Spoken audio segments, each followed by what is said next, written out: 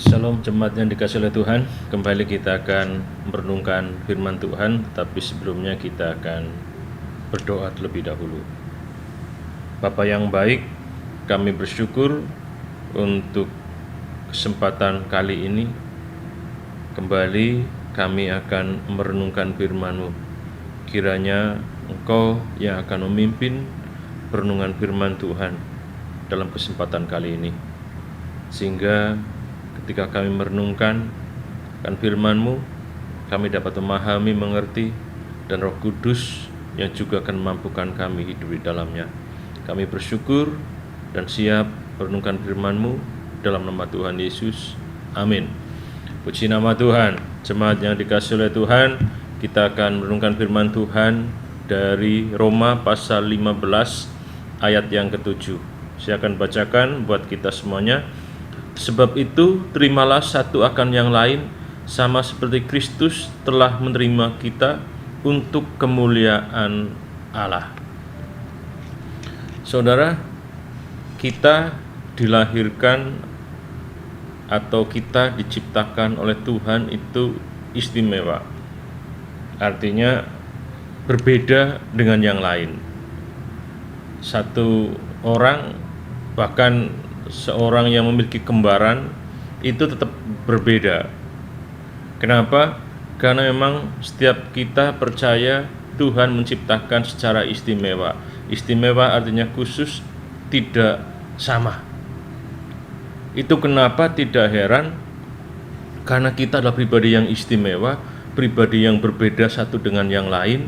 Ketika kita berelasi, ketika kita hidup bersama, terkadang terjadi perbedaan di dalam bertindak, di dalam berpikir, di dalam menyikapi sesuatu yang terjadi satu dengan yang lain berbeda.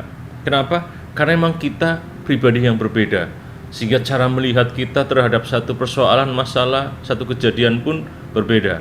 Dan terkadang perbedaan itu membuat perselisihan, membuat terjadi pertengkaran. Itu terjadi kenapa? Karena tidak bisa menerima atau belum bisa menerima perbedaan yang ada di antara satu dengan yang lain. Karena beda dan nggak mau menerima perbedaan itu kenapa hanya terjadi perselisihan. Berbeda cara berpikir, berbeda cara menyikapi satu peristiwa, berbeda cara meresponi apa yang sedang dialami, terjadi, akhirnya perbedaan itu membuat perselisihan. Saudara, hari ini kita belajar bagaimana kita menyikapi perbedaan yang memang ada dan terjadi. Kita nggak bisa menghindari itu, pasti ada perbedaan. Kenapa? Karena tadi kita diciptakan secara istimewa. Dalam kita berelasi, di dalam keluarga antara suami, istri, anak, kakak dan adik itu pun bisa terjadi perbedaan. Dan kalau kita nggak menyikapi dengan benar, perbedaan itu bisa menimbulkan perselisihan. Saudara, dari surat Roma pasal 15 ayat yang ke-7 kita belajar bagaimana kita menyikapi perbedaan. Di situ katakan, sebab itu terimalah satu akan yang lain. Jadi bagaimana kita menyikapi perbedaan?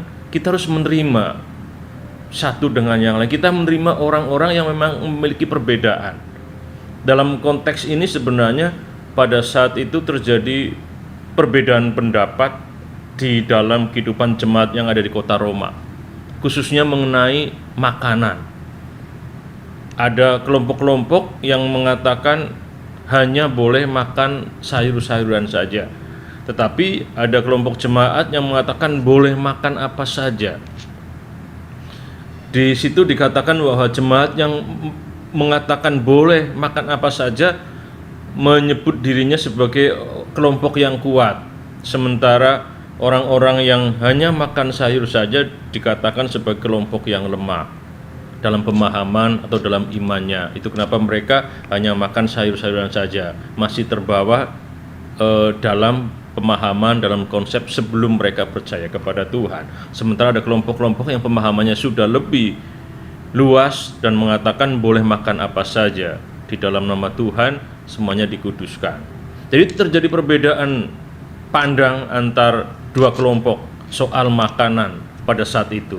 Dan Rasul Paulus mengatakan terima, saling menerima. Dan kalau kita lihat di situ, Rasul Paulus memberikan nasihat dimulai dari yang kuat menerima yang lemah. Kenapa? Karena yang kuat artinya yang sudah lebih dewasa, yang sudah lebih paham, harusnya bisa menerima orang-orang yang pemahamannya belum cukup. Baru setelah itu Rasul Paulus memberikan nasihat lagi, terimalah satu dengan yang lain. Artinya bukan hanya yang kuat yang menerima yang lemah, tapi di sini katakan seperti itu, terimalah satu akan yang lain. Artinya yang dikatakan atau yang disebut sebagai orang yang lemah pun juga harus bisa menerima perbedaan yang terjadi pada kelompok yang disebut sebagai kelompok yang kuat. Jadi intinya bagaimana kita menyikapi perbedaan, kita harus bisa menerima satu dengan yang lain. Dalam kehidupan kita berkeluarga terjadi perbedaan. Pasti, saya katakan pasti ada perbedaan antara anak dan orang tua, pasti, apalagi sekarang. Orang-orang tua yang beda generasi, sementara generasi sekarang sangat cepat perubahannya, sehingga tidak heran terjadi perbedaan. Cara melihat, cara bersikap, cara merespon, dan kalau nggak dikelola dengan baik itu bisa membuat perselisihan. Makanya apa yang harus dilakukan? Terima satu dengan yang lain. Orang tua harus bisa menerima perbedaan sikap yang dilakukan atau yang dimiliki oleh anak-anak, dan anak-anak pun juga harusnya belajar menerima orang tua dengan cara berpikir yang mungkin bagi anak-anak dianggap sudah ketinggalan atau sudah tidak pas lagi di zaman sekarang, tapi harus belajar. Anak-anak juga harus bisa memahami, bisa menerima cara berpikir orang tua juga harus bisa memahami dan menerima cara berpikir anak. Itu salah satu contoh dalam kehidupan kita di dalam berkeluarga, bisa terjadi perbedaan. Dalam kita berjemaat bisa, sangat bisa, karena kita bersekutu banyak orang, banyak pribadi yang punya cara pandang juga berbeda satu dengan yang lain, sehingga bisa terjadi persisian kalau kita tidak dapat mengelola dan menyikapi perbedaan itu dengan baik. Jadi bagaimana kita menyikapi perbedaan? Terima kenyataan bahwa memang ada perbedaan antara saya dengan mereka. Ada perbedaan antara dia dengan saya, dan kita nggak bisa memaksa untuk menjadi seperti kita cara berpikirnya, atau kita memaksakan diri untuk berpikir seperti dia atau seperti mereka, nggak bisa. Terima satu dengan yang lain. Alasannya kenapa? Karena Tuhan Yesus sudah menerima kita. Kadang-kadang kita nggak bisa menerima orang, cara berpikirnya, cara bersikap, bertindaknya, kadang-kadang karena kita memakai standar kita. Oh, dia nggak sama, dia nggak masuk dalam standar saya, cara berpikirnya nggak sama dengan saya, hidupnya standarnya berbeda dengan saya, makanya saya nggak bisa terima. Saudara, kita harus bisa menerima satu dengan yang lain. Alasannya karena Tuhan sudah menerima kita. Saudara, kita kalau mau jujur, apa iya kita bisa memenuhi standar Tuhan? Saya rasa jauh kita dari standar Tuhan. Tetapi Tuhan menerima kita apa adanya. Kita berdosa, kita melanggar, kita memberontak, sangat jauh. Firman Tuhan mengatakan bahwa Tuhan mati pada saat kita masih berdosa. Artinya Tuhan menebus kita bukan karena kita baik.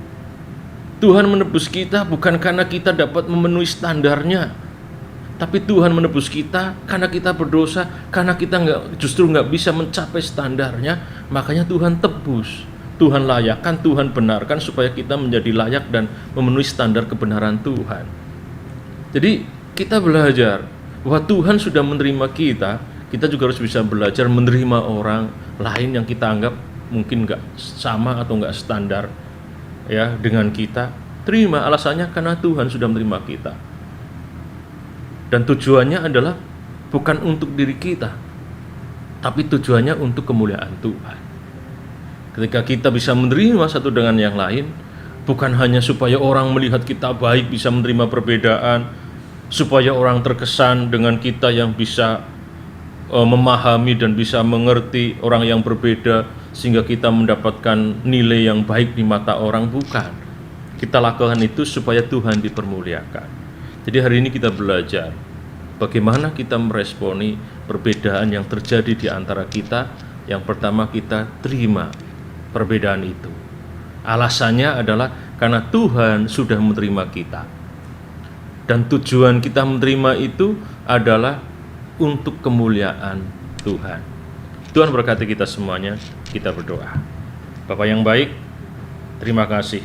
Roh Kudus, mampukan kami untuk terus hidup di dalam kebenaran firman Tuhan ini, sehingga hidup kami pun menjadi hidup yang menjadi berkat bagi sesama kami dan memuliakan Tuhan. Kami bersyukur dalam nama Tuhan Yesus. Amin.